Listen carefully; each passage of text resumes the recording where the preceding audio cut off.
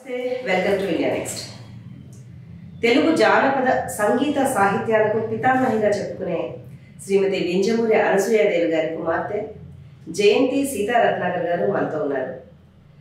వీరు కూడా సంగీత, నృత్య, సాహిత్య రంగాలలో సుప్రసిద్ధమైన ఒక ఉన్నతమైన స్థానానికి చేరుకున్నారు. అంతేకాకుండా సుప్రసిద్ధ భావకవి దేవులపల్లి కృష్ణశాస్త్రి గారి మనవరాలు కూడా మన సీతాదేవి గారు. ఈరోజు వారి భావాలను, అనుభవాలను పంచుకోవడానికి మన స్టూడియోలో ఉన్నారు. నమస్తే అండి సీత గారు. ఒక నృత్య కళాకారిణిగా ఇంకా ఎన్నో సంగీత రూపకాలను రూపొందించారు. అది కాకుండా ఉన్నతమైన ఒక పదవిలో దూరదర్శన్లో కూడా కొనసాగారు. అసలు ఇన్ని పాత్రలు, ఇది కాకుండా ఇంకా యువర్ సింగర్ ఆల్సో. సో ఇన్ని పాత్రలు పోషించడానికి అసలు మీ ప్రస్థానం ఎలా మొదలైంది చెప్తారా? అది నా అదృష్టం అనుకుంటాను. ఎందుకంటే నేను ఒక కవి కుటుంబంలో పుట్టాను. మా అమ్మ మేనమామ, ఆ తాత దేవులపల్లి కృష్ణశాస్త్రి గారు ఒక భావకవి. మా తాత ఆయన ఆ రోజుల్లోనే 1961లో పద్మశ్రీ వచ్చింది as a writer, singer, dramatist. ఆయనకి ఎప్పుడూ నాటకాలు రాయడం, నాటకాల్లో పాత్రలు చేయడం, డైరెక్ట్ చేయడం ఇంట్రెస్ట్. సో మా అమ్మ ఆ నాటకాలతోనూ, సంగీతంతోనూ, శాస్త్రీయ సంగీతంతోనూ మా అమ్మ పెరిగింది. మా చిన్నప్పటి నుంచి మాకు ఇవన్నీ ఇలాంటి అట్మాస్ఫియర్లో మేము పెరిగాం కనుక music, literature, arts of every kind మాకు స్టేపుల్ ఫుడ్ లాగా ఉండేది. భోజనంతో సహా భోజనం ఉండేదో లేదో కానీ మట్టుకు రెగ్యులర్ స్టేపుల్ ఫుడ్గా ఉండేది. దీంతో పెరిగిన వాళ్ళు మరి న్యాచురల్లీ అన్నింట్లో ఇంట్రెస్ట్ ఉండేది. నేను అప్పుడప్పుడు అనుకుంటాను ఇవన్నీ ఒక డిఫాల్ట్ సెట్టింగ్ అనుకుంటాను. ఎందుకంటే మా మ్యూజిక్ అంటే మా అమ్మ దగ్గర నుంచి నాకు వచ్చింది. నేను ఎప్పుడు సీరియస్గా నేర్చుకోలేదు, కానీ చిన్నప్పటి నుంచి కొంచెం ఏవో సినిమాల్లో పాటలు పాడడం, ప్లేబ్యాక్ చిన్నపిల్లలకి పాడడం అలాంటి అలవాట్లు. మా అక్క భరతనాట్యం, కూచిపూడి డాన్సర్, రత్నపాప అని పేరు. ఆవిడ పేరు రత్న కుమార్ కానీ రత్నపాప అని ప్రసిద్ధి అయ్యారు. ఆ రత్నపాపతో కలిసి నేను డాన్స్ నేర్చుకుని ఆవిడతో ప్రోగ్రామ్స్ ఇవ్వడం మొదలెట్టాను. దాంతో నా పాటలు మిగిలినవన్నీ, ఎందుకంటే మా అక్కకి ఆంధ్రాలో చాలా ప్రోగ్రామ్స్ ఉండేవి ఆ రోజుల్లో. ఎవ్రీ వీకెండ్ మేము ఏదో ఒక ఆంధ్ర అంటే ఆ రోజుల్లో ఆంధ్ర ఇంక్లూడింగ్ తెలంగాణ, రాయలసీమ, హైదరాబాద్కి ప్రతి 2 నెలలు 3 నెలలకు వచ్చి పర్ఫామ్ చేసేవాళ్ళం. మేము రెగ్యులర్గా ఊర్లన్నీ తిరిగి ప్రోగ్రామ్స్ ఇస్తుండేవాళ్ళం. దాంతో ఇంకా మ్యూజిక్, యాక్టింగ్, సినిమాలో యాక్ట్ చేసేదాన్ని అన్నీ ఆగిపోయాయి. ఇంకా ఫుల్ ఫ్లెజ్ డాన్సర్ అయ్యాను. బట్ దూరదర్శన్ స్టార్ట్ అయినప్పుడు చిన్నప్పటి నుంచి మా అందరికీ ఆల్ ఇండియా రేడియోతో చాలా క్లోజ్ అసోసియేషన్. ఎందుకంటే కృష్ణశాస్త్రి గారు ఆల్ ఇండియా రేడియోలో పెక్స్ ప్రోగ్రామ్ ఎగ్జిక్యూటివ్గా ఉండేవారు.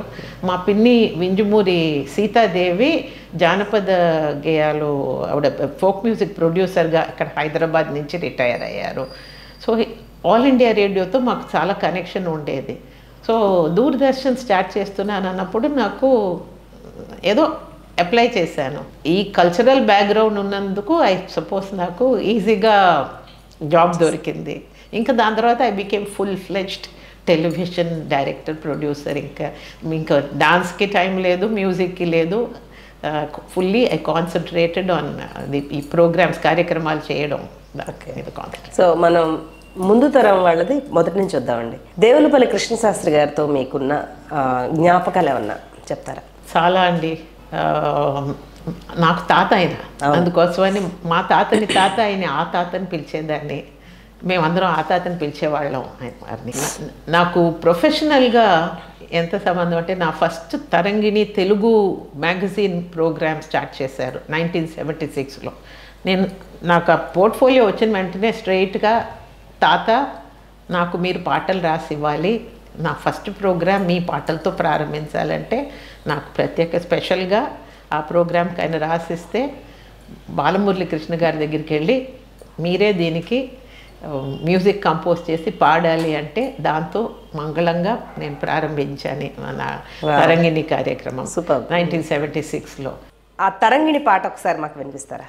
ఒక తుమ్మెద మదిలో ఝుమ్మంది, ఒక మంగళ మంత్రం పలికింది, ఎందుకు ఒంటరి బ్రతుకు పెళ్ళి విందుకు నన్ను రమ్మంది, పెళ్ళికి రమ్మంది. చాలా బాగుంది. బాలమురళి కృష్ణ గారు ట్యూన్ పెట్టారండి స్పెషల్గా మా ఇనాగ్రల్ ప్రోగ్రామ్ తరంగిణికి. ఆయనకి పాత ట్యూన్స్ నచ్చలేదు. అయ్యో ఆ 9 జుమ్ అంటున్నట్టు ఆ నాదం రావాలి ఆ పాటలో అని ఆయన పెట్టిన ట్యూన్ ఇది. వా, అసలు ఈ పాట బాలమురళి గారు పాడినట్టుగాని ఈ మధ్య అయితే ఎవరికి తెలియదు. థ్యాంక్ యూ, ఒక మంచి పాట గుర్తు చేశారు మాకు.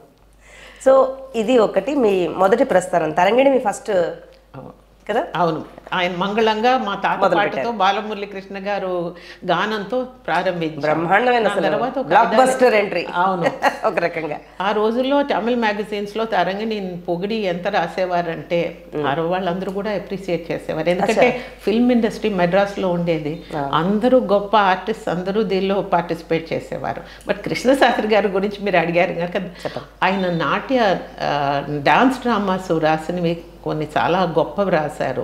నాకు ఒక చాలా స్పెషల్ డాన్స్ డ్రామా అయింది, అది కూడా ఎవరికి ఎక్కువ తెలియంది. విప్రనారాయణ అని మా తాత రాసిన యక్షగానం స్టైల్లో రజనీకాంతరావు గారు దానికి మ్యూజిక్ కంపోజ్ చేశారు. రేడియో కోసం చేసిన ఒక నాట్య నాటకం అది. వెంపటి చిన్న సత్యం గారు చేత మా అమ్మ స్పెషల్గా మా అక్క రత్నపాప దేవదేవిగా ఆ మెయిన్ క్యారెక్టర్ చేసేట్టు యాక్టర్ చంద్రమోహన్ గారు, ఆయన డాన్సర్, అప్పుడు ఆల్రెడీ ఆయన చాలా ఫేమస్ యాక్టర్. చంద్రమోహన్ గారు విప్రనారాయణ రోల్ డాన్స్ డ్రామాలు చేశారు. అది ఫస్ట్ టైం హైదరాబాద్లో మేము చేసాము ప్రదర్శన. 1970 ఆ ప్రాంతాల్లో ఇక్కడ రవీంద్ర భారతిలో చేశారు. దానికి బాలమురళి కృష్ణ గారు లైవ్ స్టేజ్ ప్రోగ్రామ్కి డాన్స్కి కూర్చుని పాడారు. వావ్, లైవ్ అదృష్టం. దాన్ని డీడీలో వేశారా? నా అదృష్టం ఏమిటంటే అప్పుడు నాకు ఏ పాత్ర నాకు ఫిట్ అవ్వలేదు. నాకు అప్పుడు 16 ఏళ్ళు, అందుకోసం. బట్ నేను రంగనాథ స్వామిగా నేను అలా ప్రత్యక్షమై లాస్ట్ వస్తే నా కోసం బాలమురళి కృష్ణ గారు పాడారు. అదృష్టం. Nice, lovely. అది ఒక ఫినాలే లాంటిది. సో విప్రనారాయణలో మీరు స్టేజ్ షో రవీంద్ర భారతి బ్రహ్మాండంగా మీకోసమే బాలమురళి గారు పాడినట్టు. నా అదృష్టం. తర్వాత మీ అమ్మగారితోటి అంటే సంగీతమా మీరు నేర్చుకున్నది? సంగీతం, సాహిత్యం, నృత్యం ఎవరి దగ్గర అభ్యసించారు? సంగీత సాహిత్యం ఒక సెంటెన్స్లో అయిపోతుంది నాకు, ఎందుకంటే నేను ఎప్పుడు సంగీతం నేర్చుకోలేదు. మా అమ్మ వెనకాల అప్పుడప్పుడు పాడేదాన్ని ఒక కోరస్లో. మా అమ్మ పక్కన పాడడానికి నాకు ఎప్పుడు ధైర్యం లేదు. అన్నీ ఆవిడతో పాడేవారు కనుక వాళ్ళు ఎప్పుడు సీత అనసూయ అని ఒక గొంతుకులాగా పాడేవారు. ఇంకెవరు అందులో మేము ఫిట్ అవ్వలేదు. మేము పాడినా కూడా ఎవరు యాక్సెప్ట్ చేసేవారు కాదు. వాళ్ళ గొంతుకలో వాటికి ఒక ప్రత్యేకత ఉండేది వాళ్ళ పాటకి, ఆ జానపద గేయాలకి. అది వాళ్ళు ఇచ్చే ఆ ఫీలింగు ఇంకెవరు మా సిటీ పీపుల్కి మాకు అలాంటి రాలేదు. అందుకోసం మేము అటెంప్ట్ కూడా చేయలేదు. ఏదో మా డాన్స్ కోసం అని అవసరమైన సంగీతం పాటలు అవి నేర్చుకుని కొంచెం పాడేదాన్ని. మా అక్క డాన్స్ చేస్తున్నప్పుడు అప్పుడప్పుడు పాడేదాన్ని నేను మా అమ్మ వాళ్ళతో పక్కనే స్టేజ్ మీద. నేను డాన్స్ నేర్చుకున్నది మీరు అడిగింది, ఫస్ట్ నేను ప్రారంభించింది కూచిపూడి వెంపటి చిన్న సత్యం గారి దగ్గర. ఆయన అప్పుడే కూచిపూడి ఆర్ట్ అకాడమీ కూచిపూడి నుంచి మెడ్రాస్కి వచ్చి 1961లో ప్రారంభించారు. అప్పుడు ఎవరికి కూచిపూడి గురించి తెలియదు, చాలా తక్కువ మంది స్టూడెంట్స్ ఉండేవారు. మా అమ్మ అయ్యో ఒక తెలుగు అయినా వచ్చి ఇక్కడ మెడ్రాస్లో కష్టపడుతున్నారని చెప్పి, Ratna Papa already establish dancer, Bharatanatyam ప్రోగ్రాంలు అనే చోట్ల వేస్తుంది, మన సీత ఇంట్లో కూర్చుని ఉంది కదా పంపిద్దామని చెప్పి నన్ను ఆయన దగ్గర పంపించారు. ఒక ఏడాది తర్వాత చూస్తే ఆయన నన్ను అంత బాగా గ్రూమ్ చేశారు మాస్టర్ గారు. ఆ కూచిపూడి ట్రైనింగ్ చూసి అమ్మ బాబోయ్ ఇంత బాగా చేస్తుందని నన్ను మా అక్క గురువు శ్రీమతి కలైమామణి కేజే సరస గారి దగ్గరికి తీసుకెళ్లారు. ఆవిడకి మా అక్క ఫస్ట్ స్టూడెంట్, అరంగేట్రం చేసిన స్టూడెంట్. 8 ఏళ్ళు అప్పుడు చేశారు ఆవిడ అరంగేట్రం. అప్పటి నుంచి చాలా ప్రోగ్రామ్స్ ఇస్తుండేవారు. అప్పుడు మా టీచర్ గారు నా కూచిపూడి నృత్యం చూసి బాగా చేస్తోంది, దానికి ఇంకా భరతనాట్యం కూడా నేర్పిస్తానని చెప్పి మా అక్కతో సహా ప్రోగ్రామ్స్ చేయడం అప్పటి నుంచి నేను ప్రారంభించాను. అబౌట్ 1963 ఆ ప్రాంతాలు. కానీ నేను ఒక 20 ఏళ్ళే నేను మా అక్కతో డాన్స్ చేశాను. ఆవిడ ఇంకా అమెరికాలో డాన్స్ స్కూల్ ఇప్పుడు 50 ఏళ్ళు అవుతుంది ఈ ఏడాది. 50 yearsగా రన్ చేస్తున్నారు. ఆవిడ డాన్స్ ఎప్పుడు వదలలేదు. ఆవిడకి ఒక లైఫ్ లైన్ డాన్స్. నేనైతే పర్ఫార్మెన్స్ డాన్స్ వదిలని చెప్పలేనండి. ఆర్ట్ మనం నేర్చుకుంటే అలాగా అదే. కానీ స్టేజ్ మీద పర్ఫామ్ చేయడం 1975లో నాకు దూరదర్శన్లో ఉద్యోగం వచ్చినప్పుడు అది చాలా డిమాండింగ్ జాబ్. 10 to 5 జాబ్ కాదు. ఈవినింగ్స్, వీకెండ్స్ అన్ని పనులు చేస్తుండేవాళ్ళం. రికార్డింగ్స్ వెళ్ళి చేస్తుండేవాళ్ళం. ఆ రోజుల్లో ఎక్కడెక్కడ ఏం జరిగితే పరిగెత్తు, మీకు తెలుసు కదా, మీడియాలో ఉన్నారు. సో అప్పుడు ఆ ఎక్సైట్మెంట్లో ఇంకా నేను డాన్స్ ప్రోగ్రామ్స్ రిహర్సల్ చేయలేకపోయాను, ప్రాక్టీస్ చేయలేకపోయాను, డాన్స్ వదిలేసాను, పర్ఫార్మెన్స్ చేయడం. బట్ దూరదర్శన్ చేరినప్పటి నుంచి గొప్ప గొప్ప డాన్సర్స్ ఆఫ్ ఆల్, ఉత్త భరతనాట్యం కాదు, కూచిపూడి కాదు, కథక్, మణిపూరి, జావేరి సిస్టర్స్ అవుతేనే, ఒడిస్సీ, వీళ్ళందరూ అది నాకు ఎక్సైటింగ్. వీళ్ళందరినీ నేను వెళ్ళి ఊర్లన్నీ వెళ్ళి ఎలా చూడడం.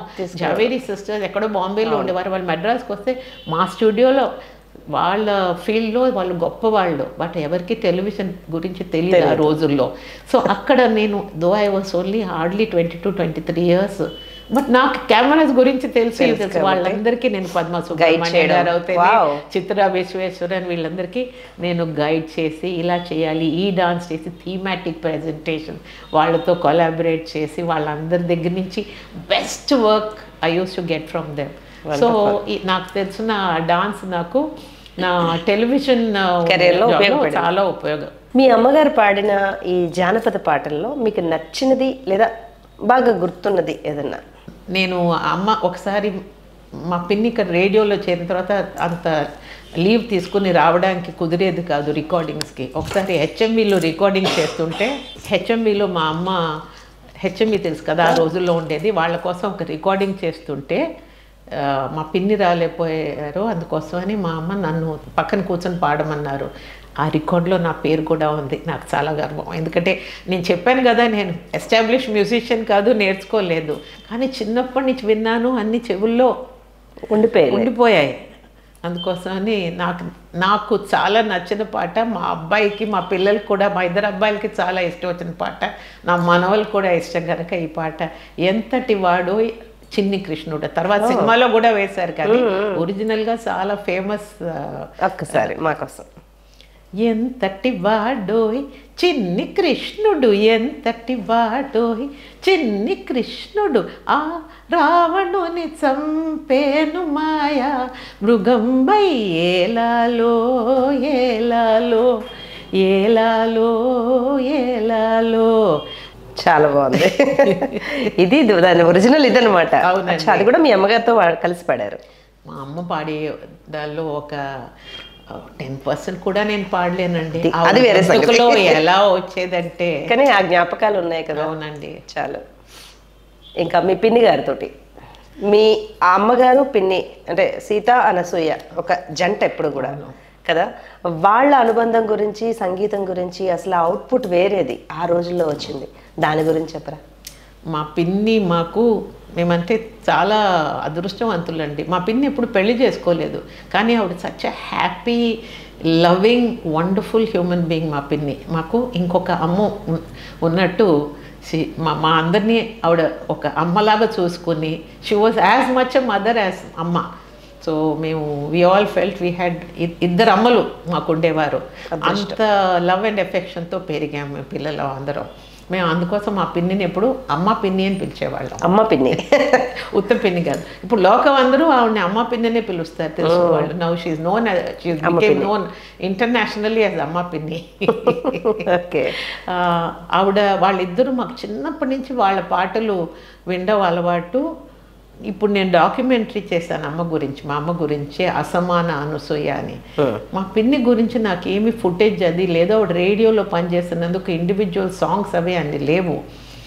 వెతికి చూస్తే నాకు 2-3 పాటలు వాళ్ళిద్దరు వాయిసెస్ సెపరేట్గా ఉన్న రికార్డింగ్స్ దొరికాయి. మా పిన్ని వాయిస్ ప్రజలకి తెలియాలని అవి ఇంక్లూడ్ చేశాను, ఒక 2-3 సాంగ్స్. అలాగే మా అమ్మ 4 పిల్లలు అమెరికాకి షిఫ్ట్ అయ్యారు. అందుకోసమని మా నాన్న పోయిన తర్వాత మా అమ్మని అమెరికాకి తీసుకెళ్ళిపోయారు మా అక్క చెల్లెలు అన్న తమ్ముళ్ళతో ఉండడానికి. మా పిన్ని ఇంకా హైదరాబాద్లో ఉద్యోగం చేసి దాని తర్వాత ఇక్కడే రిటైర్ అయ్యి మెడ్రాస్లో ఇల్లు తీసుకున్నారు. ఆవిడ రికార్డింగ్స్ ప్రోగ్రామ్స్ చేస్తుండేవారు. ఆవిడికి సింగర్ అవసరం అని చెప్పి నన్ను పిలిచి నా చేత ఏవో అప్పగింతల పాటలు ఇవి అవి నా చేత పాడిస్తూ ఉండేవారు రికార్డింగ్స్లో. సో ఇదే చెప్పాను, డిఫాల్ట్ సింగరు. మా అమ్మకి మా పిన్ని దొరకలేదని నేను పాడాను, మా పిన్నికి మా అమ్మ లేదని నేను పాడాను. అలాగే మా అక్కకి నేను పాట పాడుతున్నదాన్ని డాన్సర్గా అయిపోయి మా అక్కతో సహా డాన్సర్గా ప్రసిద్ధి. బట్ ఏమిటంటే నా అదృష్టం అన్నీ నాకు బాగా కుదిరారు కరెక్ట్గా. నేను అనుకోకుండా అన్నీ చాలా బాగా కుదిరాయి. మా గురువుల్ని, మా తల్లిదండ్రులు దయ వల్ల, లేకపోతే మా గురువులు వాళ్ళ పెంపకంలో ఉందో లేకపోతే శిక్షలో ఉందో అన్నీ కలిసి in every way I think నేను definitely good in whatever I did. I try to do my best. Definitely అదే ఒక పూర్వజన్మ సుకృతం. అవునండి. సో దాని తర్వాత మీ ఫ్యామిలీ గురించి, మీరు చేసిన కొన్ని ప్రాజెక్ట్స్ గురించి చెప్తారా? 1975 నా లైఫ్లో ఒక టర్నింగ్ పాయింట్ అండి. 75 ఏప్రిల్లో నేను దూరదర్శన్లో ఉద్యోగం చేరి స్ట్రైట్ అవే నేను FTII పూనా అక్కడ ట్రైనింగ్కి పంపించారు. అప్పటికి మా దూరదర్శన్ స్టూడియో కూడా లేదు. ఆల్ ఇండియా రేడియోలో జాయినింగ్ రిపోర్ట్ ఇచ్చి పూనాకు వెళ్ళిపోయాను. అప్పట్లో రేడియో దూరదర్శన్ ఒక్కటే పనిచేస్తుంది. దూరదర్శన్ ఇంకా రాలేదు. హైదరాబాద్లో వచ్చింది ఒక ఏడాది ముందర, బట్ అక్కడికి ఇంకా రాలేదు మాకు. చెన్నై 75లోనే చెన్నై ఇనాగ్రేట్ చేశారు. నేను పూనా నుంచి వచ్చి స్ట్రైట్గా జాయిన్ అయినప్పుడు అప్పుడే మా స్టూడియోస్ రెడీ అయ్యాయి. 1975లో 4th ఆగస్ట్ వచ్చి ఇక్కడ మెడ్రాస్లో జాయిన్ అయ్యాను after training in Poona. 11th August నాకు పెళ్ళయింది. 1 week later. Okay 4 days casual leave తీసుకుని పెళ్లి చేసుకున్నాను. ఎందుకంటే లీవ్ లేదు, కొత్త ఉద్యోగం. 4 days తీసుకుని 15th ఆగస్ట్ ఇనాగ్రేషన్కి వెళ్ళాను. 16th నన్ను వెళ్ళి ముఖేష్ ఇంటర్వ్యూ చేయని కవరేజ్కి పంపించారు. ఆయనకి నేషనల్ అవార్డు వచ్చింది. ముఖేష్ సింగర్. ఓకే. అంటే ఒక పక్కనే అయ్యో మా అత్తగారు వాళ్ళు ఏమన్నా ఇప్పుడే పెళ్ళైంది ఇలా వెళ్ళకని ఊరికి ఇనాగ్రేషన్కి వెళ్తే రేపు వెళ్ళాలని నువ్వు వెళ్ళి కవరేజ్ చేయాలి, మాకు లిమిటెడ్ స్టాఫ్. కానీ ముఖేష్ అదొక ఆశ. పైన can I take my husband and go? Of course అన్నారు. సరే వెళ్ళి అఫ్ కోర్స్ ఆయన కోసం ప్రోగ్రామ్ చూశారు. నేను ఆయన రికార్డింగ్ ఇంటర్వ్యూ చేశాను ముఖేష్ గారిని ఆ రోజుల్లో. So that was one of thrilling experience. Join అయిన వెంటనే ఇంకా మీరు మర్చిపోలేని కొన్ని interviews like great people program I did. చాలా నేను ఫస్ట్ కొన్ని గ్రేట్ పర్సన్స్ గురించి మాట్లాడి తర్వాత ప్రాజెక్ట్స్ గురించి చెప్తాను. అవి ఎక్కువ. కొన్ని మా టెలివిజన్లో ఎలా ఉండేదంటే ఎప్పుడు ఇంటికి వెళ్తామో తెలియదు, ఎప్పుడు ఆఫీస్కి చేరతామో తెలుసు. మాకు రోజు పొద్దున్న మీటింగ్ ఉండేది, చేరి తీరాలి.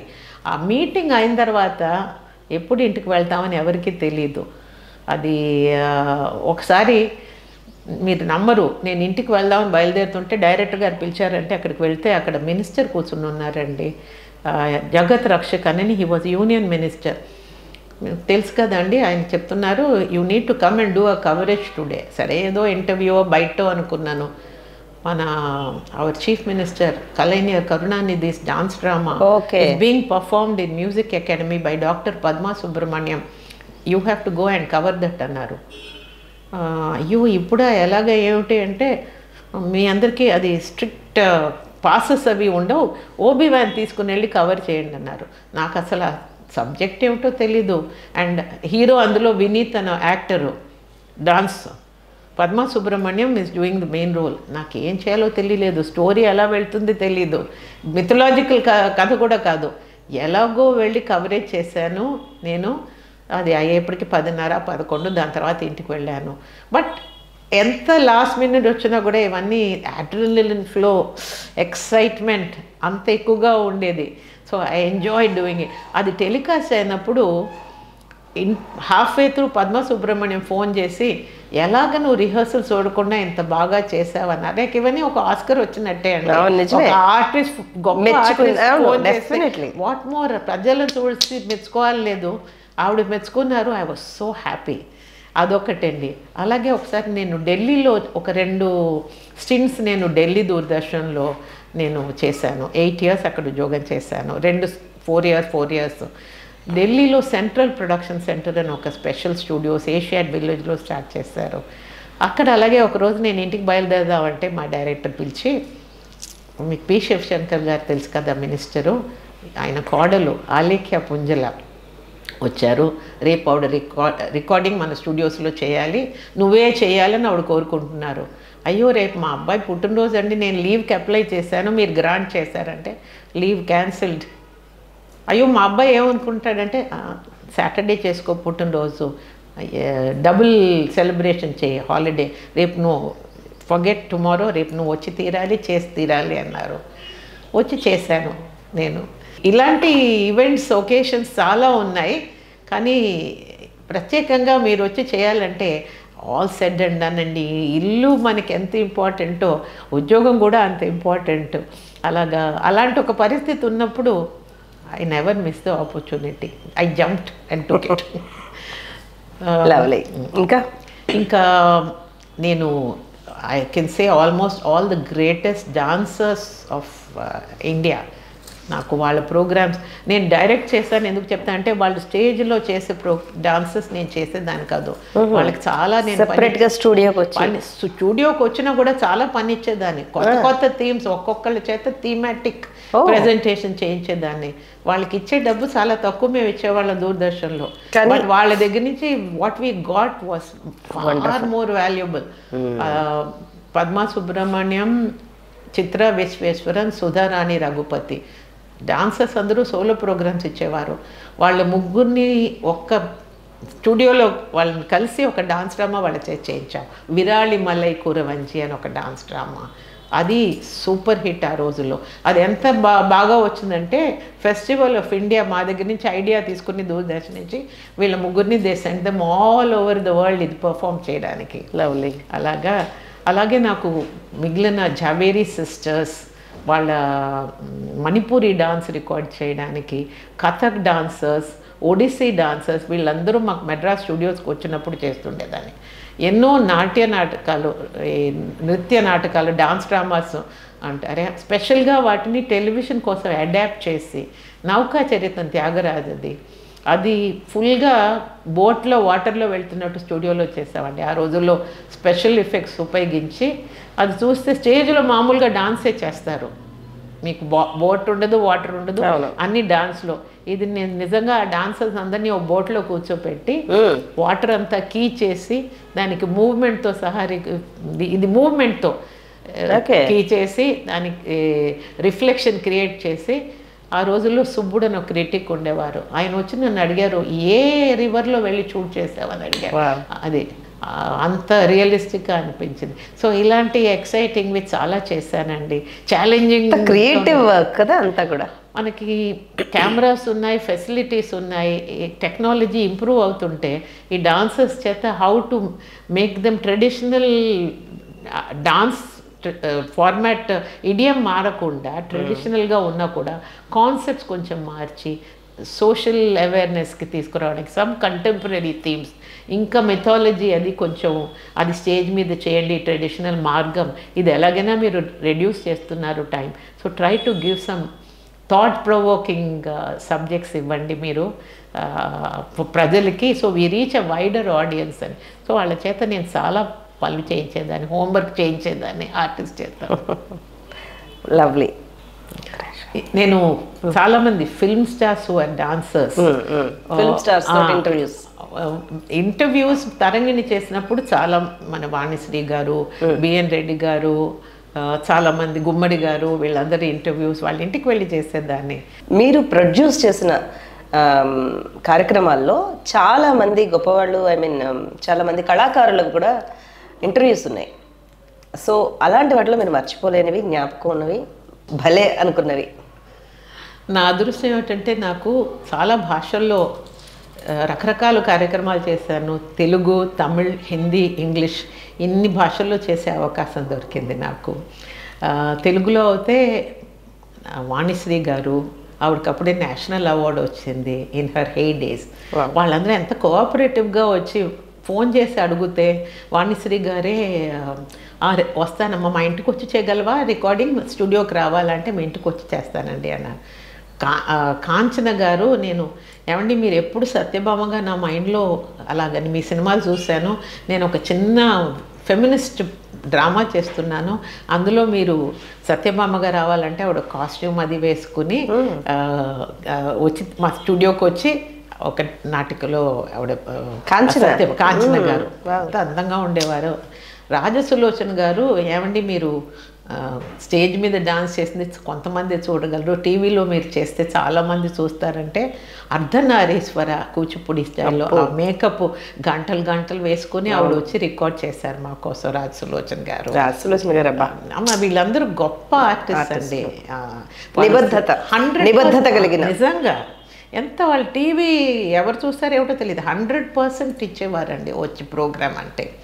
అలాగే గుమ్మడి గారు ఇంటర్వ్యూ చేశారు, శాంతకుమారి గారు పాట పాడమంటే పాడేసేవారు, అంత కోఆపరేటివ్గా ఉండేవారు.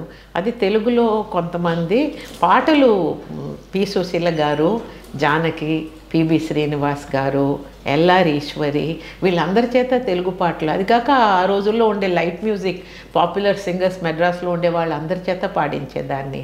వాళ్ళ కోసం పాటలు దేవిపల్లి కృష్ణశాస్త్రి గారు, దాశరథి గారు, ఆరుద్ర గారు, రామలక్ష్మి గారు వీళ్ళందరూ రాసేవారు, మాకు నాటకాలు స్క్రిప్ట్ రాసిచ్చేవారు, పాటలు రాసిచ్చేవారు ప్రత్యేకంగా దూరదర్శన్ కోసమని.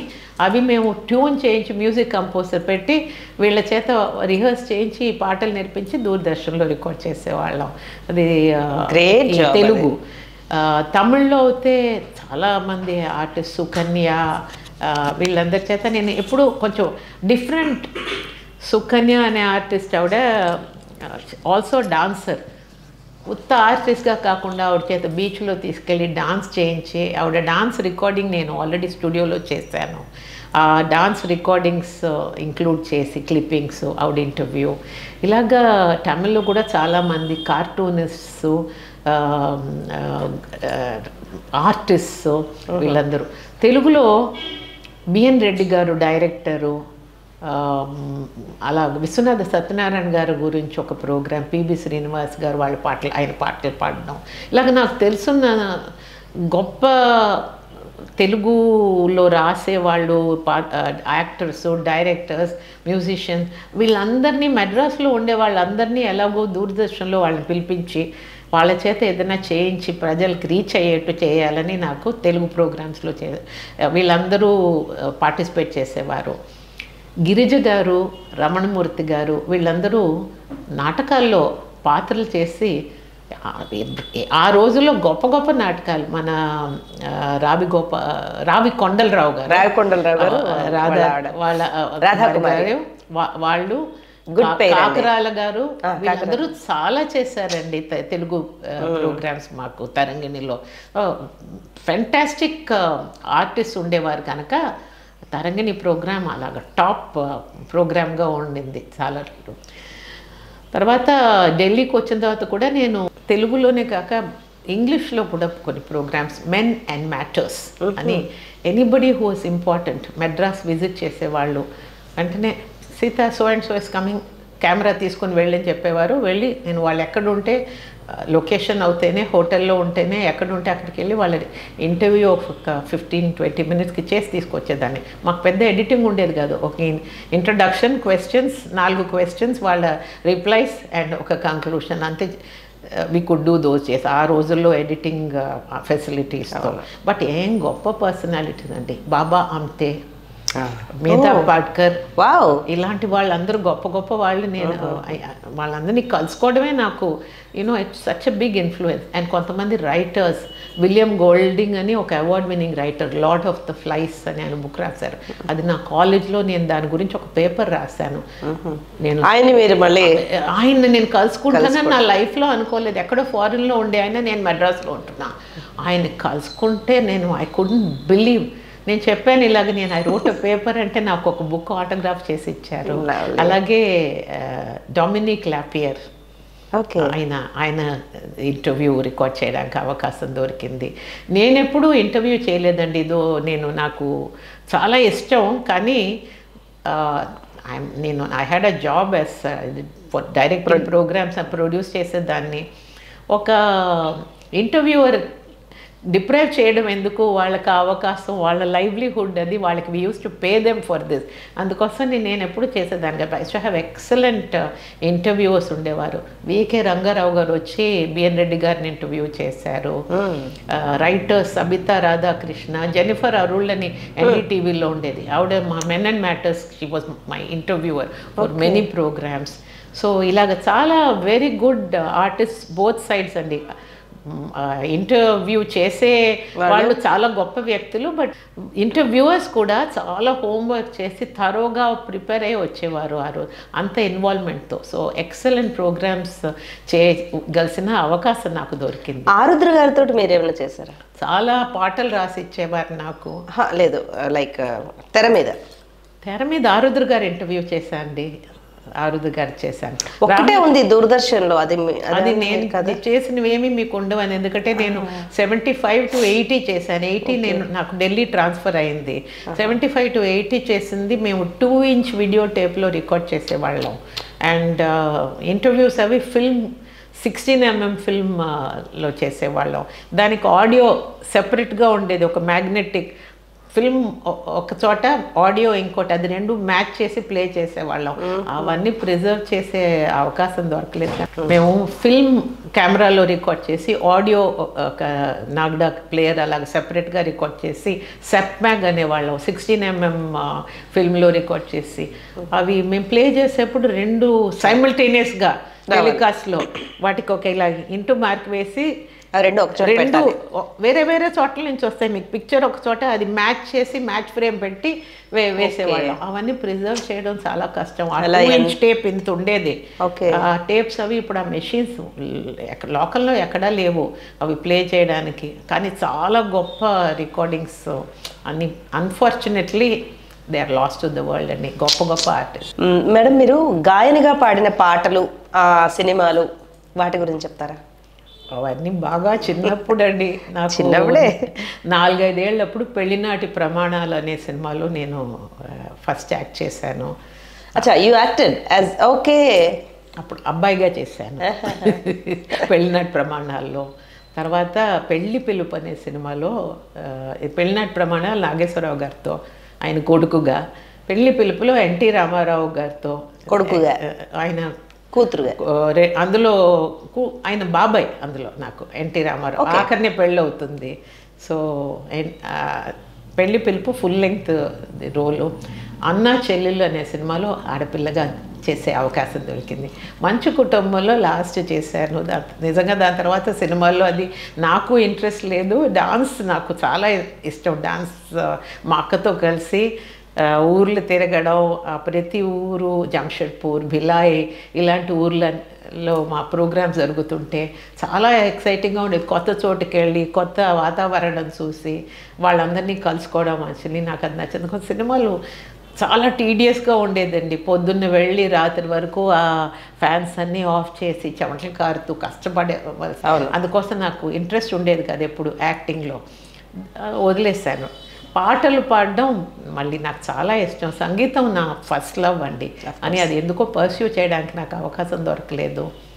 ఫస్ట్ 7-8 ఏళ్ళప్పుడు అనుకుంటాను, 7-8 ఇయర్స్ నాకు టి చలపతిరావు గారు ఒక కన్నడ సినిమా మావన మగళ్ అనే సినిమాలో సావిత్రి అంటే ఆవిడ మన ఇప్పుడు మ్యూజిక్ డైరెక్టర్ తమన్ వాళ్ళ అమ్మగారు, సావిత్రి నేను కలిసి మావన మగళ్ళలో ఒక పాట పాడాం, కన్నడ పాట.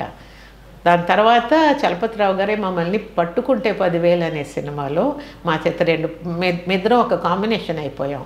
సావిత్రి నేను పట్టుకుంటే 10,000లో 2 పాటలు పాడాం.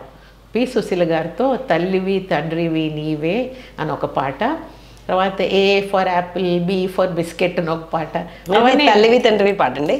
ఇది 2 వెర్షన్స్ ఉన్నట్టున్నాయి కదా. ఇది పాతదండి, మీరు విన్నారో లేదో తెలియదు కానీ చాలా పాత పాట. ఒక్కటైతే నాకు గుర్తుంది, తల్లివి తండ్రివి. అది పాతది, తల్లివి నీవే. ఇది చాలా పాపులర్, రీసెంట్ గా వచ్చినట్టు. అవును, ఫస్ట్ పాడరా ప్లీజ్, మీరు పాడింది. తల్లివి తండ్రివి నీవే, మమ్ములాలించి పాలించరావా దేవా, తల్లివి తండ్రివి నీవే. వా, సూపర్, థ్యాంక్ యూ. అయితే సావిత్రి గారితో ఎలా ఉండేది? నాకు సావిత్రితో అప్పటి నుంచి ఇప్పటి వరకు మా ఫ్రెండ్షిప్ అలాగే మెయింటైన్ చేశానండి. తమన్ మదర్ సావిత్రి. సో అలాగే తమన్ వాళ్ళ సిస్టరు, మా అమ్మ ప్రోగ్రామ్ ఒకటి స్టేజ్లో చేసినప్పుడు మేము ఇద్దరం కలిసి ఒక లాలి పాట పాడాం. లాలి లాలమ్మ లాలి లాలమ్మ లాలి అని ఒక ఫోక్ సాంగ్. ఇది వింటుంటే జోలా జోలమ్మ జోలా, అవును, విశ్వనాథం గారు వాళ్ళ పాటలు అన్నీ ఉపయోగించారు అన్ని సినిమాల్లో. ఆయనకి జానపద గేయాలంటే చాలా ఇష్టం. వీళ్ళు మా అమ్మ మా పిన్ని ఊర్లు పల్లెటూర్లు అన్నీ తిరిగి, ఆ రోజుల్లో వాళ్ళకి ట్రాన్స్పోర్ట్ లేకపోయినా ఆడవాళ్ళైనా తిరిగి సేకరించి ఈ పాటలు, రికార్డింగ్ ఫెసిలిటీస్ లేనప్పుడు కూడా వాళ్ళ దగ్గర నుంచి జానపదాలు నేర్చుకుని వచ్చి పాడిన పాటలు. అందుకోసమని మా అమ్మ 80 years ఆఫ్ మ్యూజిక్ సెలబ్రేట్ చేసినప్పుడు సావిత్రి నేను ఈ పాట కలిసి పాడాం స్టేజ్. నేను మధ్యలో సంగీతం బొత్తిగా వదిలేశాను. సావిత్రి పక్కన ఉందని ఒక ధైర్యం, మా అమ్మ ఉన్నారని అక్కడ స్టేజ్లో ఆ ధైర్యంతో పాడాను నేను. సావిత్రి కొడుకు తమన్ను, సిస్టరు యామిని చెల్లెలు నా కంటి ముందు పెరిగిన పిల్లలండి. ఇవాళ తను గొప్ప music director. We are so proud of it. మా అమ్మ కూడా చాలా ఇష్టం. సావిత్రి, వసంత మా అమ్మ పాటలు చాలా రికార్డింగ్స్లో పాడారు. తమన్ చిన్నప్పటి నుంచే ఇంత అల్లరిగా ఉండేవారా? నాకు అంత వాళ్ళ అల్లరి అది నేను చూడలేదు. తను ఎప్పుడు బుద్ధిమంతుడుగానే చూశాను నేను. బాగుంది. సో చిన్నప్పుడు కొన్ని సినిమాల్లో మీరు యాక్ట్ చేశారు. అసలు అది యాక్టింగ్ ఎందుకు వదిలేయాల్సి వచ్చింది? లేదా దూరదర్శన్కి సింగింగ్లో ఏమన్నా, డ్యాన్స్లో ముందుకు వెళ్ళడానికి ఏమన్నా యాక్టింగ్ అడ్డొచ్చిందా? ఒకటి, నాకు వన్స్ యూ గ్రో అప్, ఆ రోజుల్లో ఫిల్మ్ ఫీల్డ్లో యాక్టింగ్ చేయాలని ఇంట్రెస్ట్ ఉండేది కాదు నాకు. బట్ నాకు ఆ అనుభవం మూలాంచి ఫిల్మ్ ఇండస్ట్రీ అందరి మీద ఒక విపరీతమైన ఒక గౌరవం ఉండేది. వాళ్ళని క్లోజ్గా చూశాను కనుక చిన్నప్పటి నుంచి ఒక యాక్టర్ అవుతానే, ఒక ప్రొడ్యూసర్ అవుతానే, ఒక టెక్నీషియన్ అవుతానే అందరి మీద విపరీతమైన గౌరవం ఉండేది. అది నాకు దూరదర్శన్లో వచ్చిన తర్వాత ఈ యాక్టర్స్ని వాళ్ళని I never saw them just doing a role. ఎప్పుడు వాళ్ళకి ఇంకేం ఇంట్రెస్ట్ ఉన్నాయి. కొంతమంది ఆర్టిస్ట్కి రైటింగ్లో ఇంట్రెస్ట్ ఉంటుంది. అవన్నీ నేను వాళ్ళతో ఎక్కువ మాట్లాడి వాళ్ళ టాలెంట్స్ అన్నీ బయటకు తీసుకొచ్చే ట్రై చేసేదాన్ని. నేను చూశాను చాలామంది film stars, popular stars dance నేర్చుకున్నారు. వాళ్ళకి సినిమాల్లో వచ్చిన తర్వాత అవి పర్ఫార్మెన్స్ చేసే అవకాశం ఉండేది కాదు. వాళ్ళందరి చేత నేను దూరదర్శన్లో పర్ఫామ్ చేయించాను. స్పెషల్ ప్రోగ్రామ్స్ వాళ్ళు నేర్చుకున్న అల్లరిపు, జతిస్వరం, శబ్దం అవి కాదు, నా కోసం స్పెషల్గా థీమాటిక్గా చేయించేవారు. నేను Sukanya, Revathi, Mohini, Shobana national award winner. Still she performs. ఆవిడ నాకు 2 ప్రోగ్రామ్స్ నేను చెప్పాను, Shobana please don't do, I know you're an amazing dancer, అది స్టేజ్కి పెట్టుకో, ఇక్కడ డూ సంథింగ్. అందరితో ఏం చెప్పేదానంటే ఇది ఇంకొక అవకాశం, do something you can't do on stage. Okay, use this opportunity to do. మీకు ఎప్పుడు ఆశగా ఉండేది ఈ పాట చేయాలి, నాకు ఫలానా కవి ఈ సినిమా పాటకి నాకు డాన్స్ క్లాసికల్గా చేయాలని, this is your chance, do it, experiment అని వాళ్ళ చేత వేరే ఏదైనా ఐటమ్ చేయించేదాన్ని. పాజిటివ్గా మళ్ళీ బెస్ట్ భానుప్రియ గారి చేత నేను కూచిపూడిలో భారతీయ సాంగ్స్, ఎందుకంటే తమిళ వాళ్ళకి రీచ్ అవ్వాలి, ఒక స్పెషల్ న్యూ ఇయర్ కోసం, న్యూ ఇయర్ ఫుల్గా తెలుగు వేస్తే ఎంత భానుప్రియ కన్నా కొంచెం తమిళ్ వాళ్ళు ఫీల్ అవుతారు. అందుకోసం మీకు అభ్యంతరం, నాకేం అభ్యంతరం లేదు. బట్ నాకు నేను నేర్చుకోలేదు, తెలుగు అమ్మాయి నేను ఆ ఐటమ్స్ నేను నేర్చుకోలేదు. అది కోరియోగ్రాఫ్ చేయాలంటే మాధుపతి మూర్తి చేత స్పెషల్గా కోరియోగ్రాఫ్ చేయించి పాటలు స్టూడియోలో రికార్డ్ చేసి అవుట్డోర్లో కెమెరా పెట్టుకుని రికార్డ్ చేయగలిసిన అవకాశం నాకు దొరికింది. జన్మలో ఇలాంటివన్నీ నేను మర్చిపోలేను. అవి ఉంటాయి కదా. భానుప్రియ గారిది ఉంది, యాక్టర్, ఇవన్నీ ఉన్నాయండి. ఓకే. ఎందుకంటే ఇది కలర్ టెలివిజన్ వచ్చిన తర్వాత, ఎలక్ట్రానిక్ మీడియా వచ్చిన తర్వాత ప్రిజర్వ్ చేయడం చాలా ఈజీగా ఉంది. అండ్ ఇప్పుడు అన్నీ డిజిటైజ్ చేసి పెట్టారు కనుక వీళ్ళు ఉన్నాయి. పాతకాలపు ఆర్టిస్టులు లేవండి. ఒక ఫిల్మ్ యాక్ట్రెస్, అందులోనూ భానుప్రియ లాంటి ఆ రోజుల్లోనే ఎంతో ఫేమ్ కదా ఆవిడ. డాన్స్ అంటే భానుప్రియలాగా ఉండేది. సో ఆవిడ వచ్చినప్పుడు మీ ఎక్స్పీరియన్సెస్ ఏంటి? You are shooting for a small screen, but it is very highly ఒక స్టేజ్ ఉన్నది. సో దానికోసం భానుప్రియ గారిని ఎలా ఒప్పించారు అసలు? వాళ్ళంత బిజీ షెడ్యూల్స్లో కూడా. మీరు ఒక్కరోజు అడిగానండి ఆవిడ దగ్గర, but she had to learn all this. Murthy ఒక్కరోజు, but she has to practice అవన్నీ. బట్ ఆవిడ ఏది వీళ్ళందరినీ గొప్ప ఆర్టిస్ట్ అండి. నేను చెప్తున్నాను, హూఎవర్ ఐ హ్యావ్ రికార్డెడ్ ఈ నా లైఫ్లో, each one of them is a gem అండి. గొప్ప గొప్ప ఆర్టిస్టు వన్స్ వాళ్ళకి మనం కన్విన్స్ చేస్తే చాలు 100% ఇచ్చేవారు ఆవిడ. లేకపోతే కాదంటారు. ఒప్పుకున్న తర్వాత షీ గేవ్. బట్ ఒకరోజే కాల్ షీట్ ఇస్తానన్నారు, because she was really busy. One day call sheet. And మాకు రేట్స్ ఉండేవి కాదు, గవర్నమెంట్ ఆర్గనైజేషన్ కదా, fixed rates, gradation rules regulations, వాళ్ళందరికీ పర్మిషన్ తీసుకుని చేయడానికే నాకు రెడ్ టేప్ చాలా ఉండేది ఆఫీస్లో. బట్ అందరూ సంతోషంగా, భానుప్రియ రికార్డింగ్ అంటే everybody went all out to do it. ఆవిడ ఆ డే అవుట్డోర్లో నేను 2 లొకేషన్స్ ఫిక్స్ చేశాను. ఒక పాట, ఒక రొమాంటిక్ పాట, దానికి ఒక గార్డెన్లో ఒక సర్క్యులర్ ట్రాలీ. సో భానుప్రియని అసలు తీసుకురావడం ఒక ఎత్తు, తీసుకొచ్చిన తర్వాత ఆవిడ కోసం ప్లాన్ చేయడం. ఆవిడ ఒక్కరోజు మాకు కాల్ షీట్ ఇచ్చారు. అండ్ 2 సాంగ్స్కి 2 కాస్ట్యూమ్స్ తీసుకొచ్చారు. ఆవిడ మేకప్ మ్యాన్. వీళ్ళందరికీ మేము డబ్బు ఇచ్చేవాళ్ళం కాదు. But she is a film star, she has to look good also. ఆవిడ రెస్పాన్సిబిలిటీ ఉంది కదా ప్రజలకి. ఆవిడ మేకప్ మ్యాన్, ఆవిడ సొంత ఖర్చులో ఆవిడ మేకప్ మ్యాన్ తీసుకొచ్చి ఆయన టచ్అప్ 10 చేయాలి ఒక్కొక్క షాట్కి. నేను ఆ ఎక్సైట్మెంట్లో ఒక గార్డెన్లో ఒక సర్క్యులర్ ట్రాలీ, ఒక క్రేను అవన్నీ హైర్ చేసి, పర్మిషన్ ఒక్కొక్క దానికి హైర్ చేసి, లైట్స్ అని హైర్ చేసి, మేము పొద్దున్నే 7:30కి వెళ్ళి అన్నీ సెటప్ చేసాం. ఆ పాట పల్లవి అనుపల్లవి రికార్డ్ చేసేప్పటికీ ఘోర వర్షం. అయ్యో, ఆవిడ కాస్ట్యూమ్ అది గార్డెన్లో తడిసిపోతుంది. మేము వెళ్ళే లోపల ఫుల్గా తడిసిపోయింది. ఇంకా కంటిన్యూటీ ఉండదు, ఏముండదు. ఆ పాట అంతే అయిపోయింది, ఫినిష్డ్. నేను ఇది చేయలేను అంది. నెక్స్ట్ లొకేషన్ ఒక గుడిలో.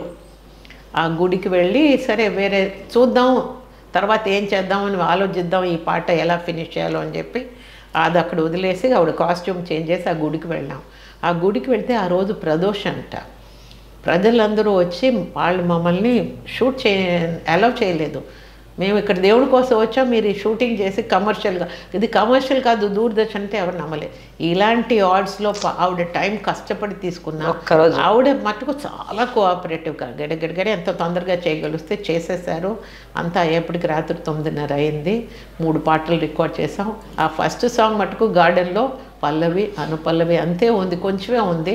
చరణాలు అవి ఫినిష్ చేయలేకపోయాం.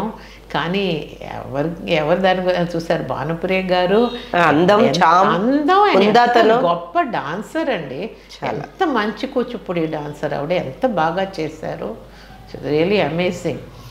So I can't forget. ఇలాగే శోభన నేను ఫస్ట్ పిలిచి అడిగినప్పుడు ఆవిడకి ఆల్రెడీ నేషనల్ అవార్డు వచ్చింది. నేను చెప్పాను, మేము ఇంతే ఇవ్వగలమంటే, నా మేకప్ మ్యాన్కి నేను ఇంతకంటే ఎక్కువ ఇస్తాను సీత అంది. నా కోసం కాదు, నేను అయితే ఆడిటోరియంకి వచ్చి చూస్తాను డాన్స్. బట్ ఎంతమంది ప్రజలు, వాళ్ళకి శోభన యాక్ట్రెస్ తెలుసు, శోభన డాన్సర్, వాళ్ళందరికీ అప్పుడు దూరదర్శన్ ఒకటే కదండి ఉండేది. So how will people know me dance చూసే? Don't you want them to say your classical dance? ఇన్నేళ్ళు కష్టపడి నేర్చుకుని don't you want your fans to say that's aspect of you అని అడిగాను. నో టు యూ అని చెప్పి వచ్చారు. వచ్చి Shobana please don't do the same stage items, do something different అంటే ఒక పాత సినిమా పాట, చాలా ఫేమస్ సాంగ్ తీసుకుని అది కోరియోగ్రాఫ్డ్. ఒక రకంగా ఇది ఆ కళాకారులు ఎవరైతే బిజీ సినిమా ఇండస్ట్రీలో బిజీగా ఉండే వాళ్ళ మనసులో ఉన్న కోరికలను కూడా తీర్చేశారు మీరు. అంతే. యాక్చువల్లీ అండి వాళ్ళకి ఆ కోరిక లేకపోతే they would not have agreed. yes because it is a creative field. Yes, అది వాళ్ళకి ఆ ఇంట్రెస్ట్ ఉండేది, అవకాశం దొరకలేదు. అందరూ వెళ్ళి మీరు డాన్స్ చేయండి, రికార్డ్ చేస్తాం, come for half an hour అనేవారు. బట్ వీళ్ళ చేత వేరే వేరే డాన్సెస్ చేయించా కనుక వాళ్ళకి ఒక ఇన్వాల్వ్మెంట్ ఉండేది, ఒక ఎక్సైట్మెంట్ ఉండేది, సాటిస్ఫాక్షన్ ఉండేది. డాక్యుమెంటరీ చిత్రాలు రూపొందించి ఎన్నో జాతీయ అంతర్జాతీయ అవార్డులు కూడా గెలుచుకున్నారు. అసలు ఇటువైపు ఈ డైరెక్షన్ వైపు మీ దృష్టి ఎలా మళ్ళింది? అసలు నిజాలు చెప్పాలంటే మా అమ్మ డాక్యుమెంటరీ చేయాలి నేను ఎప్పుడు అనుకోలేదు. నేను దూరదర్శన్లో ఉద్యోగం చేసినప్పుడు రుక్మిణి అరుండేల్ ఇలాంటి చాలా గొప్ప నేను డాక్యుమెంటరీస్ చాలా చేశాను. నాకు ఎప్పుడు డాక్యుమెంటరీస్లో ఒక ఇంట్రెస్ట్, బీబీసీ డాక్యుమెంటరీస్ అన్నీ చూసేదాన్ని. మా అమ్మ అడిగేవారు, అదేమిటి అందరు డాక్యుమెంటరీస్ చేసావు, నా గురించి ఒకటి చెయ్యి అంటే, అమ్మ ఎప్పుడు మనకి లోకు అని చెప్పను, but we take her for granted. అమ్మలో ఉన్న గొప్పతనం మనం పిల్లలు నోటీస్ చేయం, ప్రజలందరూ చెప్పినా కూడా. నేను అలాగే మా అమ్మ నాకు చాలా గౌరవం, చాలా రెస్పెక్ట్, అడ్మిరేషన్ ఉండేది, కానీ ఏమిటో అమ్మ గురించి చేయాలని అనుకోలేదు. అప్పుడు ఎప్పుడు ఆవిడ అడుగుతూనే ఉండేవారు, ఎప్పుడు చేస్తావు ఎప్పుడు చేస్తావు ఎప్పుడు చేస్తావు. సరే ఇన్నేళ్ళు విన్నానని చెప్పి ఒకసారి నేను అమెరికా వెళ్ళినప్పుడు మా బావకి కెమెరా ఎక్విప్మెంట్ అది చాలా ఉండేది, ఆయన వీడియోస్ అవి చేస్తుండేవారు. ఆయన అన్నారు, అత్తయ్యలాగా ఎన్నిసార్లు అడుగుతున్నారు సీత, మనం why don't you record something అంటే, అప్పుడున్న డీవీ కెమెరాస్ అవి ఉండేవి, చిన్న టేప్స్, అది పెట్టి నేనే, నాకు అసలు కెమెరా వర్క్ నేను ఎప్పుడు మా ప్రొఫెషనల్స్తో వర్క్ చేశానండి. అందరూ ఫిల్మ్ ఇన్స్టిట్యూట్ వాళ్ళు, ఫిల్మ్ ఇన్స్టిట్యూట్ సౌండ్ రికార్డర్స్ అలాంటి గొప్ప వ్యక్తులతో చేసిన దాన్ని. ఏదో అమ్మది కదా అని చెప్పి కెమెరా నేను ఫిక్స్ చేసి, జూమ్స్ అవి ఏం ట్రై చేయలేదు, మంచి ఫ్రేమ్స్ ఫిక్స్ చేసి నేనే రికార్డింగ్స్ చేయడం మొదలెట్టాను. బట్ అమ్మ ఇండియాకి వచ్చినప్పుడల్లా మంచి మంచి ప్రోగ్రామ్స్, అమ్మ పాటలు, నేను ఆవిడ మ్యూజిక్ సెలబ్రేట్ చేయడం మొదలెట్టాను. ఎస్పీబీ గారు, శైలజ గారు, బాలమురళి వీళ్ళందరూ పాల్గొనేవారు ఈ ప్రోగ్రామ్స్లో. ఆ ఫుటేజ్ అంతా నేను మా దూరదర్శన్ కెమెరామెన్ పిలిపించి వాళ్ళ చేత కవర్ చేయించాను. అంటే ప్రైవేట్గా, okay, not the staff but వాళ్ళ చేత నేను కవర్ చేయించేదాన్ని. అవన్నీ నాకు హ్యాడ్ మంచి ఫుటేజ్ ఉంది. కోవిడ్ టైంలో నేను ఈ ఫుటేజ్ అంతా తీసి, మా అమ్మ పోయారు 2019లో. దాని తర్వాత నాకు ఇట్ హిట్ మీ, అమ్మ లేరు ఇప్పుడు. ఆ లో Covid time, okay, before Covid అమ్మ 19లో. 20లో నేను ఇంట్లో ఒక్కతినే ఉన్నప్పుడు ఆ అమ్మ లేని లోటు చాలా తెలిసింది. అప్పుడు ఈ టేప్స్ అన్నీ నేను ఇంత ప్యాకెట్లు పెట్టి లోపల ఒక కబోర్డ్లో పెట్టి అవి తీసి ఒక ఆయన డిజిటైజ్ చేస్తున్నారు అని విన్నాను, క్లీనింగ్ అండ్ డిజిటైజింగ్.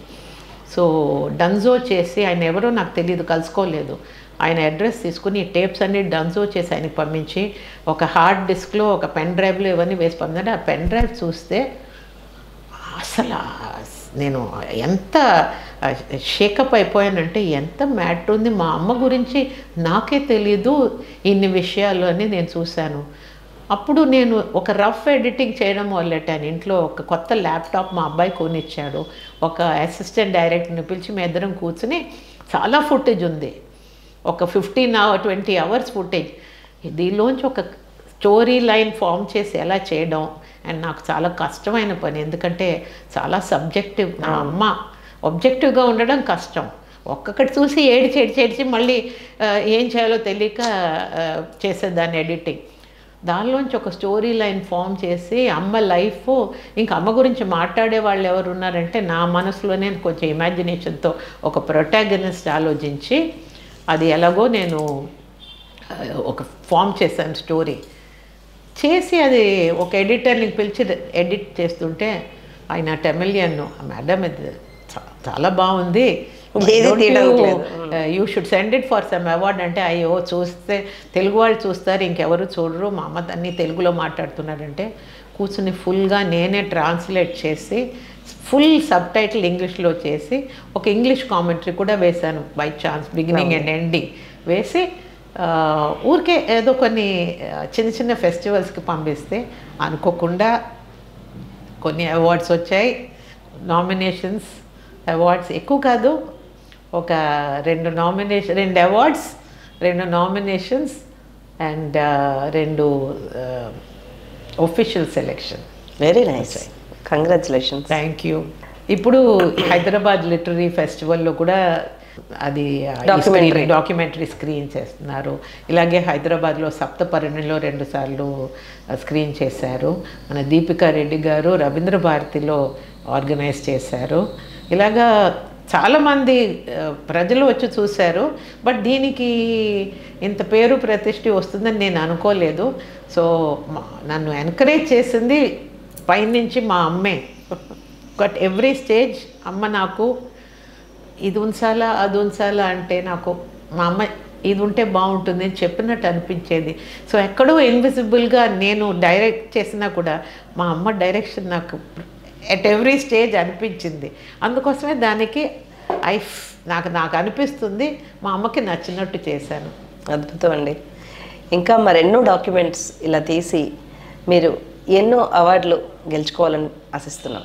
చాలా థ్యాంక్స్. Thank you so ఇంకా much. నాకు మా అమ్మ చేసిన తర్వాత ఇంకేమీ చేయాలి అని ఇంకా ఇంట్రెస్ట్ లేదు. ఎందుకంటే ఇది నాకు ఒక మోస్ట్ సాటిస్ఫైయింగ్. దీని మించింది ఇంకేం లేదని లేదు అనిపిస్తుంది. ఉంది. లేదు మీ లైఫ్ నా life it pales in comparison అండి. లేదు, మీ ఎందుకంటే జర్నీ అమ్మతో ఉంటుంది. సగం జీవితం అంతా అమ్మతోటే, మిగిలిన సగం ప్రముఖులతో ఉంది. So you can make a documentary నా గురించి నేనే చేసుకోవడంలో లేదు. Maybe I write a book. Maybe నన్ను ఎవరో ఈ మధ్యన మా యంగ్ కొలీగ్ ఒకడు ఫోన్ చేసి యాక్ట్ చేస్తారని అడిగారు. చెప్పలేను. యూ స్టార్ట్ కోవిడ్ అప్పుడు నేను ఒక ఫిల్మ్ చేశాను, షార్ట్ ఫిల్మ్. నేనే రాసి స్టోరీ రాసి అది ఏమిటో ఐసోలేషన్లో నేను భరించలేకపోయాను. సడన్గా అనిపించింది ఈ కోవిడ్లో బై ఛాన్స్ పోతే ఒక సినిమా తీసిపోతే బాగుంటుందని అనిపించింది. కమర్షియల్ సినిమా తీసే I did not have the wear with all చేయడానికి. సరే ఒక నాకు తెలుసున్న ఫిల్మ్ ఇన్స్టిట్యూట్ ఫ్రెండ్స్ని పిలిచి ఇలాంటి ఒక స్టోరీ చేస్తే ఎలా ఉంటుందంటే మేము అందరూ హెల్ప్ చేస్తామన్నారు. అది నాకు కావాల్సిన రెడ్ డ్రాగన్ కెమెరా కావాల్సినవన్నీ బుక్ చేసి లైట్స్ అన్ని నా కోరికలన్నీ తీసుకుని ఒక సినిమా చేసేసారు. ఓకే, షార్ట్ ఫిల్మ్ చేశారు. లవ్లీ. పేరేంటి? Pillow talk. కొంచెం controversial film. Okay, pillow talk చేశాను. But with full constraints covid టైంలో. So it was very very difficult to 21లో జనవరిలో. బట్ చాలా కష్టమైన టైంలో 20 మందే they allowed only 20 people in a crowd. అంతకంటే ఆ రెస్ట్రిక్షన్స్తో అందులోనే ఆర్టిస్ట్ టెక్నీషియన్స్ అందరూ పెట్టుకుని కష్టపడి తీశాను. ఏదో ఒక ఇలాగ రకరకాలు ట్రై చేస్తాను. I'm trying not to do one thing అండి. ఇప్పుడు రిటైర్ అయిపోయాను కదా, ఆ freedom how best to use it. Maybe పుస్తకం రాయాలని ఉంటుంది, నా రాయాలని ఉంటుంది అప్పుడప్పుడు. ఐ డోంట్ నో ప్రజలకి ఎంత ఇంట్రెస్ట్ ఉంటుంది పాతకాలపు విషయాలు, బట్ చాలా ఇంట్రెస్టింగ్ ఇన్ఫర్మేషన్ ఉంది కనుక నేను బ్లాక్ అండ్ వైట్ డేస్ నుంచి డిజిటల్ వరకు వర్క్ చేశారు దూరదర్శన్లో. My journey in media started with black and white and finished with digital 2012లో. దాని తర్వాత I'm continuing to keep in touch with latest technology trends and యంగ్స్టర్స్తో మాట్లాడుతుంటాను, ఇంటరాక్ట్ చేస్తుంటాను. ఐ ట్రై టు ఇన్స్టాలో కూడా ఉన్నారు కదా. ఇన్స్టా ఫేస్బుక్లో నేను అప్పుడప్పుడు నా దూరదర్శన్ ఎక్స్పీరియన్స్ గురించి రాస్తుంటాను. I get lot of feedback. అందరికీ ఇష్టం ఇవన్నీ విన్న పాతకాలపు ఆర్టిస్ట్ గురించి రాస్తుంటాను. So somehow I'm keeping myself engaged. But thank you, me good wishes కోసం. Thank you so much for your